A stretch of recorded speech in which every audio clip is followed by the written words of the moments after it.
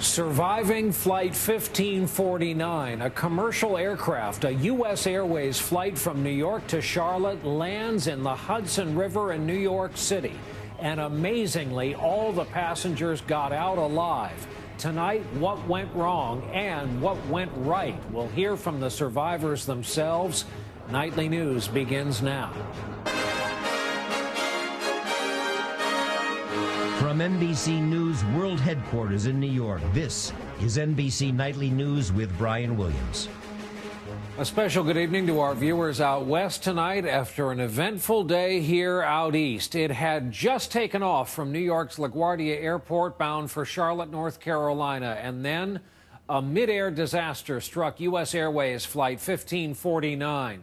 It's possible that birds flew into both of the aircraft engines. The pilot quickly realized he could not return to the airport and land, his options severely limited. The only place he could go down was the Hudson River just off Midtown Manhattan. There it is. Word arrived over the citywide fire frequency that a commercial jetliner was in the water with 155 people on board. Then over the next few minutes, the doors opened, life vests were inflated, and women and children first, everybody got off that plane. Tonight, the water-filled fuselage is tied up really in the shadow of Ground Zero in Lower Manhattan, while this city absorbs the shock of what could so easily have ended in catastrophe. We have all aspects of this extraordinary water landing covered tonight, beginning with our own Mike Taibbi among the first reporters to respond. Mike, good evening. Good evening, Brian. The onboard count, 150 passengers, 3 flight attendants, and 2 pilots, one of whom, the senior pilot, drew on all of his experience and skill, which combined with near miraculous good luck, had a result that was frankly astounding. There were some non-critical injuries, but everyone survived. The first pictures of U.S. Airways Flight 1549 revealed a plane fully intact, with passengers amazingly standing on the plane's wing just over the surface of New York's icy Hudson River. Dozens of commuter ferries and tugboats became first responders, moving quickly, some passengers said instantly, to rescue people from the plane even before the Coast Guard and firefighters arrived on the scene. Good Samaritan rescuers were seen throwing life preservers to passengers who were forced to evacuate the plane just minutes into their flight. I was sitting in 22A, so the left engine just blew. Fire flames coming out of it, and I was looking right at it because I was sitting right there, and it just started smelling a lot like gasoline. And a couple minutes after that, the pilot said, "You guys got to brace for a hard impact." The Airbus A320 took off from New York's LaGuardia Airport at 3:26 Eastern Time en route to Charlotte's Douglas Airport, when officials say the plane may have hit a flock of geese, disabling both engines and forcing the pilot to make an emergency landing in the Hudson River on Manhattan's west side. Witnesses on the ground said they saw the plane flying under control, but much too low. I looked up and saw a plane flying really, really low, and I thought, well, it shouldn't be flying that low. And I saw it try to pull up just a little bit, and then the next thing I know, I just saw water flying everywhere. The lucky passengers were brought ashore on small boats with smiles on their faces and survival stories that sounded surreal. I just kept saying, relax, relax, women and children first, and then it just started filling with water. Passengers were rushed to local hospitals by ambulance, most of those passengers with life vests still on and shaking from the bitter cold. A grateful New York Mayor Michael Bloomberg reacted to the day's extraordinary events. The first and most important thing is this pilot did a wonderful job, and it would appear that all roughly 155, including crew and 1 infant, got out safely. The pilot's name, it'll become folklore tomorrow, Chesley Sully Sullenberger. The aircraft floated down the Hudson on the current for a couple of hours before it was secured down in Battery Park near Ground Zero, the southern tip of Manhattan.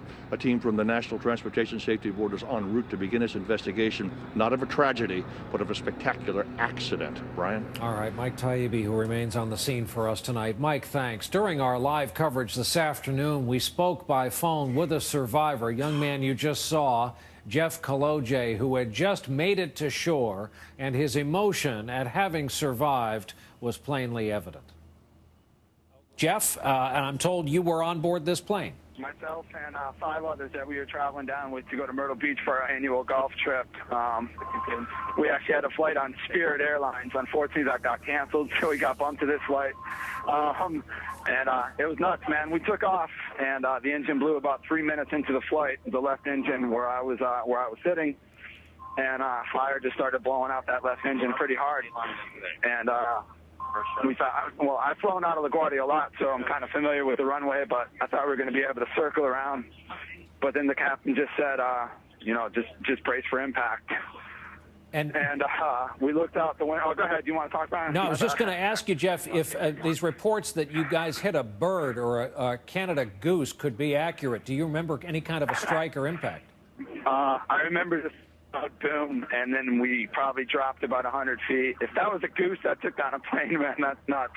But I don't know. It was really scary, and I'm just really, really thankful that the vast majority of people, if not everyone, is all right. And it's just really it's pretty amazing. And to be honest, although never want to be in a crash like this, I think the captain did just a hell of a job of making sure that everyone survived, because without good flying, man, it was scary. So I apologize, my voice is cracking a little bit. I'm just really excited to be alive. No, it's okay, and we're just so happy to hear you alive. Now, I don't want to keep you all afternoon, but I got a few questions. So how did you get off? Are you soaking wet? Were you dry? Yeah, I'm wet from probably my waist down. It's a little cold out here in New York right now, so it's starting to turn to ice, but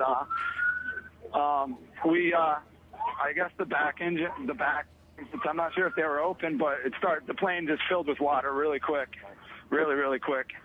And all the guys on the plane did a great job in making sure that women and children got off first.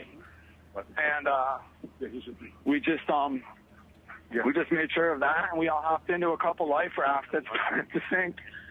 But I guess it was in New York. I don't know. It was the ferries. There was like 4 or 5 ferry boats that came over and started throwing off life jackets when we were going down. And the response is great. So kudos to the pilot, and kudos to the people that helped get us on board, because I don't know how long we were in that water. It's pretty cold.